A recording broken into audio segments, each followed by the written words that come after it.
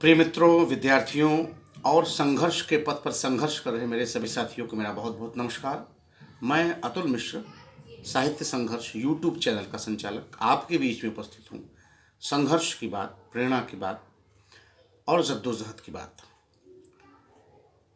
एक बहुत अच्छा सा स्टेटमेंट है अंग्रेजी का कि what you do that comes to you with the mathematical exactitude. What you do that comes to you with the mathematical exactitude।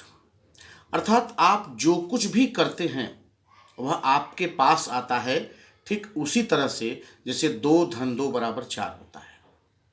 कहने का मतलब यह है कि परिणाम की चिंता तो निश्चित रूप से हो ही जाती है, लेकिन अगर ये आप ईमानदारी से प्रयास कर रहे हैं, लगातार प्रयास कर रहे हैं, समर्पित भाव से प्रयास कर रहे हैं, निष्ठावान हैं, कर्मशील हैं, तो आपके प्रयासों का परिणाम आपको मिलना तय है। समय लग सकता है, इट मे टेक टाइम, लेकिन अंततः सफलता आपको मिलेगी।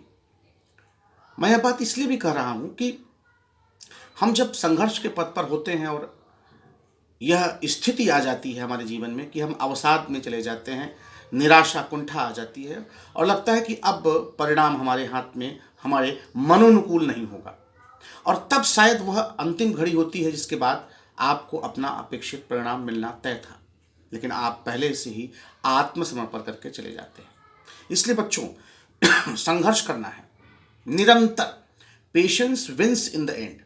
लगातार संघर्ष करना है, रुकना नहीं है, और अंततः आपको सफलता मिलेगी, क्योंकि परमात्मा, प्रभु, आप जिसको भी मानते हैं वह आपके साथ अन्याय नहीं कर सकता। देर लग सकती है, हाँ, यदि आपके मार्ग में संघर्ष है, आपके मार्ग में कांटे हैं, आपके मार्ग जो है अवरुद्ध है, तो इसका मतलब है कि परमात्मा निश्चित रूप से आपके लिए कुछ बड़ा कर रहा है, इसलिए इन सारी समस्याओं को आपके सामने रखा है।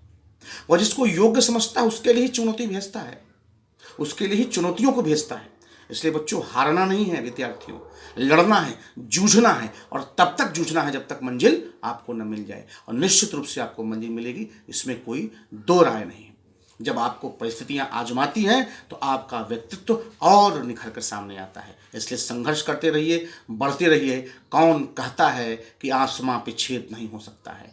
कौन कहता है कि आसमां पे छेद नहीं हो सकता है? आमा यार, जरा एक पत्थर तो तबीयत से उछालो। आमा यार, जरा एक पत्थर तो तबीयत से उछालो।